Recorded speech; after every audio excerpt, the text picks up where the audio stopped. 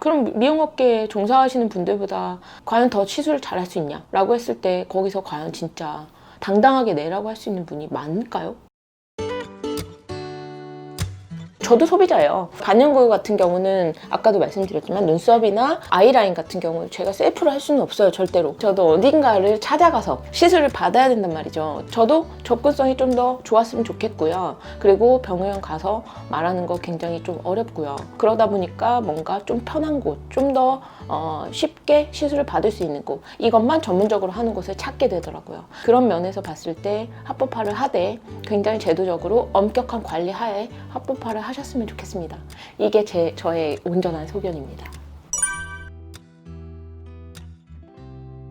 피부과는 정말 많아요. 그렇게 많은데도 불구하고 거기서 반영구 시술 하는 병원을 찾는 거는 굉장히 어려워요. 물론 강남에서는 찾기 쉽긴 하겠죠. 강남 이외의 곳에서 찾기란 정말 하늘의 별 따기인 거죠. 그리고 그 병원이 반영구만 하고 있다. 그러면 모든 사람들이 그걸 하러 가겠죠, 그 병원을. 근데 거기는 있잖아요. 홈페이지도 보면은 반영구는 저 구석에 겨우겨우 찾아낼 수 있는 곳에 있어요. 그 병원에서 메인으로 하고 있는 건 다른 시술들이란 말이죠. 메인으로 하고 있는 다른 시술들이 정말 많은 병원에서 환자들도 대기를 정말 많이 하고 있는 이 와중에 저 구석에 있는 반영구를 하겠다고 말을 했을 때 그거를 환영하는 느낌이 아니란 말이죠, 병원에서. 그러다 보니까 편하지가 않은 거예요.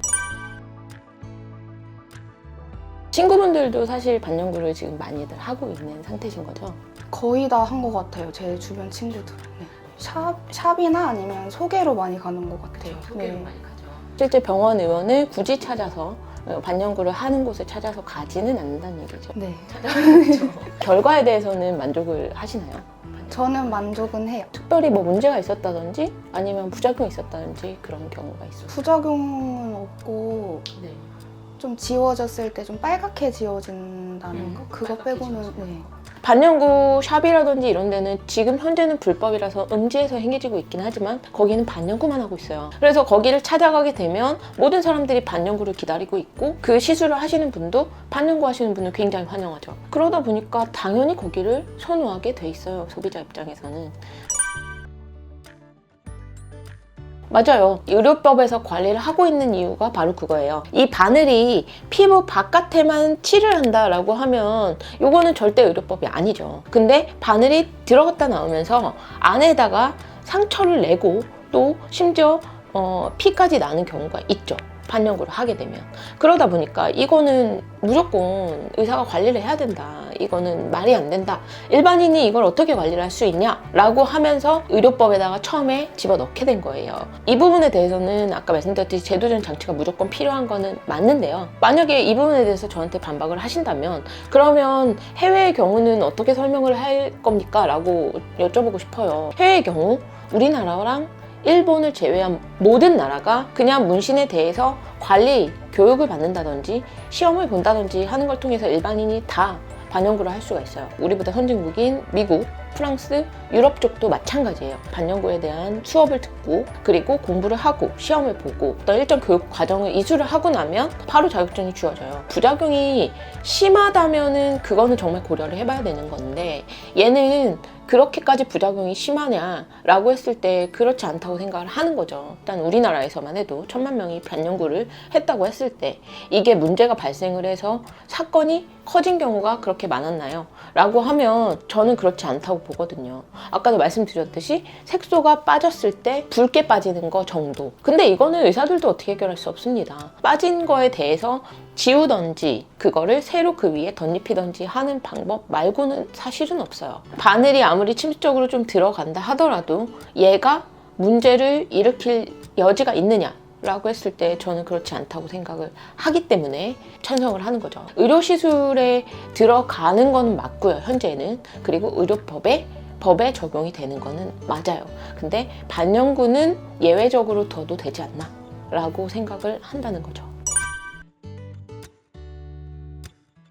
이것도 제가 꼭 말씀을 드리고 싶었는데 의사들은 실제로 뭐 여러 가지 신체 전반에 대한 거를 모든 거를 다 배우고 주사 바늘 그리고 어떤 침습적인 시술에 대해서 굉장히 자유롭고 굉장히 많이 접해봤지만 실제 반영구에 대해서 접해보셨나요? 라고 여쭤봤을 때 거기서 네라고 대답할 수 있는 의사들은 많잖아요.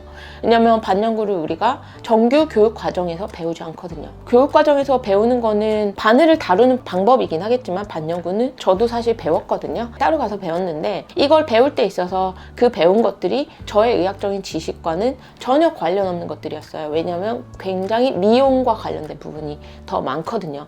얘는 사실상 미용이랑 관련된 게 맞잖아요. 아무리 제가 니들을 잘 관리를 해서 시술을 잘 한들 예쁘지 않으면 무슨 의미가 있어요. 그리고 트렌드도 있거든요. 예전에는 뭐 눈썹, 갈매기 눈썹 산이 딱 올라간 거 3분의 1? 지점에서 딱 올라간 갈매기 눈썹을 그렸다고 한다면 요즘에는 또 트렌드가 바뀌었습니다. 거의 일자 눈썹에서 끝에만 살짝 뺀 정도. 그러면 이런 유행을, 트렌드를 의사들이 과연 발빠르게 맞춰서 따라갈 수 있느냐? 라고 했을 때 제가 너무 무시하는 건 아니고요. 물론 거기에 관심 있는 분들은 당연히 따라가겠죠. 관심 있는 분들은 당연히 따라가지만 관심이 있지 않다면 이거를 따라가기가 쉽지 않다는 거죠. 실제 미용업계에 현재 종사하고 있는 분들보다는 느리다는 거죠. 정보 면에서. 그럼 미용업계에 종사하시는 분들보다 과연 더 시술을 잘할 수 있냐? 라고 했을 때 거기서 과연 진짜 당당하게 내라고 할 수 있는 분이 많을까요? 저는 그렇지 않은 것 같아요. 하루에 반영구 시술을 50명씩 하는 분들, 뭐 한 달에 1명 해보거나 아니면 아예 시도조차 안 해본 의사분들이 이길 수 있나요? 저는 없다고 생각해요. 미용이라는 거는 실제 트렌드에 굉장히 발빠르게 따라가야 하고요. 그리고 예쁘지 않으면 의미가 없습니다. 안 하는 이만 못해요. 그러면 예쁘게 트렌드에 맞게 따라가는 분들을 존중을 해줘야 돼요. 저는 그렇게 생각을 합니다. 어쨌든 선배님들 좀 죄송합니다. 근데 저는 하고 싶은 말을 해야 돼서 제 말이 정답은 아니에요. 당연히 정답은 아니죠. 근데 다를 뿐이라고 생각을 해주셨으면 좋겠습니다.